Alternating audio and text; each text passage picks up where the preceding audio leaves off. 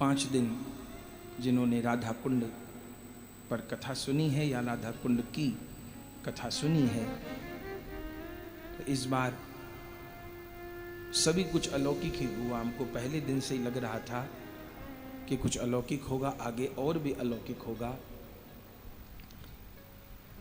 राधा चरित्र पहले भी यहाँ 7 दिन हुआ, YouTube पर है। 5 साल पहले हुआ, 5 साल पहले हुआ। तब ठाकुर जी नहीं विराजे थे यहाँ कुंज में, तो भीतर ही बैठ के हुआ था। आश्रम का निर्माण पूरा हुआ था तब तक, तो अंदर ही व्यासपीठ लगी थी। ठाकुर जी तब तक नहीं पधारे थे। राधा चरित्र हुआ था 7 दिन, लेकिन आश्चर्य ये था कि उस राधा चरित्र में 7 दिन में प्राकट्य से लेकर के और विश्राम तक की जो संपूर्ण लीला है, प्रागट्य की, बाल लीला और रास लीला, मथुरा गमन लीला, विरह लीला और संपूर्ण लीला गाई। राधा कुंड की कथा में विशेषता क्या हो गई कि जो कथा यहाँ राधा चरित्र में पहले दिन गाई गई, 1 दिन गाई गई, वो वहाँ 5 दिन हुई। ये वहाँ विलक्षणता थी। और 5 दिन में भी जितनी यहाँ पहले दिन हुई थी उतनी भी वहाँ 5 दिन में नहीं हुई। और 5 दिन तक केवल श्री जी प्रगति होती रही। पहले दिन कथा में पूज्य पंडित बाबा को प्रणाम किया, तो उनको, चूंकि वो हमारे काका गुरुदेव लगते हैं, तो गुरु ही हैं, जब गुरुदेव का गुरु भाई हैं, तो बाबा को प्रणाम करके हमने कहा कि बाबा आज श्री जी प्रगट, आज श्री जी का जन्म प्रसंग होगा, चूंकि बड़ों को बता देना चाहिए आज ये होगा सेवा में, तो बड़े हैं, गुरु हैं, गुरुदेव के गुरु भाई गुरु ही हो गए।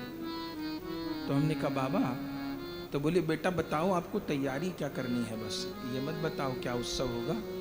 तो हमने कहा बाबा फूल रखवा दीजिएगा, टॉफी रखवा दीजिएगा। बोले ठीक है। तो उन्होंने खूब गुलाब के फूल, खूब टॉफियां रखवा दी पहले दिन। हे भगवान, श्री जी प्रगति न हो। जो थे उन्होंने देखा इसको। फिर हम चलने लगे। हमने कहा महाराज जी आपसे मैंने कह दिया कि आज श्री जी प्रकट होंगे, फूल टॉफी रखवा देना, पर आज वो पद ज़्यादा आगे चला गया, तो कल हो जाएंगे श्री जी प्रकट।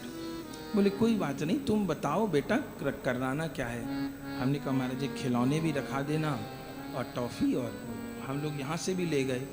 गणेश को कहा, तो हम लोग इधर से निकलते थे चैतन्य विहार से, तो गणेश कट्टे में, गणेश दास कट्टे में खिलौने, और वो गिरिराज दास जी से कहा कि अपने को 10, 20, 50 के नोट चाहिएंगे, तो वो गड्डी भी मंगा ली यहाँ पे। तो वो गड्डी वहाँ दे गए बधाई में बांटने को।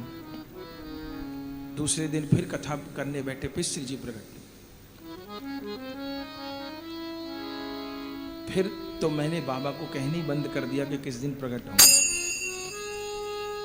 फिर तीसरा दिन फिर जैसे माने उत्सव नहीं मना, बस केवल 10वें मास जब लागो यहाँ तक हुआ, फिर सब लोग खड़े हो गए, नृत्य करने लग गए। फिर वो राधा कुंड के महंत जी आ गए, तो उस दिन वहीं पर रुक गया। बधाई वगैरह लुट गई, टॉफी वॉफी काम आ गई। फिर हमने कहा चौथे दिन जन्मोत्सव मनाएंगे। तो चौथे दिन श्री राधा स्मृति में हृदय के लिए सिंधु गाने लग गए। केवल भूमिका माने कथा प्रारंभ होती है तो एकदम लीला नहीं गाई जाती है, शुरू में थोड़ा तत्व विवेचन होता है। तो राधा रस सुधा निधि कहने नहीं बैठे थे, कहने बैठे थे कि श्री जी बरसाना में प्रकट होती हैं और हृदय में भी प्रकट होती हैं। तो ये कहने बैठे थे। वो ऐसा कहने बैठे कि उस दिन भी प्रकट नहीं, माने चौथे दिन भी प्रकट। फिर चौथे दिन ललिता जी का उत्सव था, तो ललिता जी तो हो गई प्रकट, और साधु सेवा थी तो वो सेवा हो गई। फिर 5वें दिन तो आगे जाने की संभावना ही नहीं थी, तो 5वें दिन हमने कहा कि ये हृदय के लिए सिंधु को पूरा कर लें, फिर श्री जी का प्रकट करेंगे, थोड़ी बाल लीला भी का। वो दिन भी चला गया। 12:25 हो गई, 12:30 पे कथा विश्राम होनी थी, तो मैंने हृदय के लिए सिंधु को वहीं प्रणाम कर लिया, और फिर बस कुंवर किशोरी जन्म लियो है बरसाने। जो थे चमत्कार उसमें हुआ। दूसरा चमत्कार हुआ,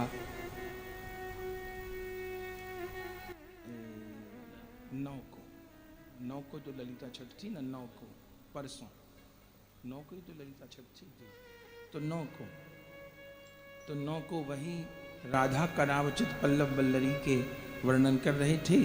और जहाँ हम लोग बैठे थे तो वहाँ ऐसे पीछे बाबा ने फूल वगैरह लगवा रखे थे व्यास गद्दी पर। तो बता रहे थे कि श्री जी ऐसे पुष्प चुनती हैं, तो ऐसे फूल कर करके देखो ऐसे चुनती हैं, देखो ऐसे पुष्प चुनती हैं, ऐसे कर करके बता रहे थे। कोई 1 घंटा तक यही होता रहा कि कैसे पुष्प चुनती हैं, कैसे माला बनाती हैं। तो व्याख्या हो रही थी कि अपने मन को राधा कुंड ले जाना है, किस दिन मन वाले पुष्प को श्री जी चुन लेंगी, माला बना देंगी। ये सब फूल फूल फूल फूल फूल, पुष्प पुष्प पुष्प पुष्प। इतनी देर में कोई 2 बालक कथा में लाइव में 7-7 8-8 साल के होंगे, 7-7 8-8 साल के 2 बालक, ऊंचा गांव गोसाइयों के बालक। हम तो ऊंचा गांव जाते ही बहुत कम है, बहुत कम जाते हैं, चूंकि सेवा से ही फुर्सत नहीं, बरसाने कम जा पाते हैं। बरसाने वाली दया करके आ जाए वो तो अलग बात, पर हम तो बहुत कम, ऊंचा गांव तो बहुत कम ही जा पाते हैं। ऐसे निकले तो प्रणाम करते हैं, पर कम जा पाते हैं, इतना समय होता नहीं। तो ऐसा भी नहीं कि कोई गोसाई जिसे बड़ी निकटता थी, और थोड़ा सा हम लोग इस क्षेत्र में परिचय बढ़ाने से भी बचते हैं, क्योंकि प्रपंच बढ़ जाता है, फिर दोष दर्शन होने लग जाता है। तो 2 गोसाइयों के बालक वहीं ऊंचा गांव के, कोई 7-7 8-8 साल के आए, और उनके हाथ में माला इस रंग की, इस पुष्प की, इस वाले पुष्प, ललिता जी की प्रसादी माला। ऊंचा गांव, कहाँ राधा कुंड, कहाँ ऊंचा गांव। और पुष्प पुष्प बोल रहे थे, तो पुष्प की माला पहरा दी उन्होंने। तो लगा तो कोई की अलौकिक है। फिर बाबा से पूछा, पहचानते थे नहीं हम बालकों को। तो बाबा ने कहा, गौरदास जी ये ऊंचा गांव के गोसाइयों के बालक हैं। तो फिर उनके सिर पर हाथ रखवा लिया।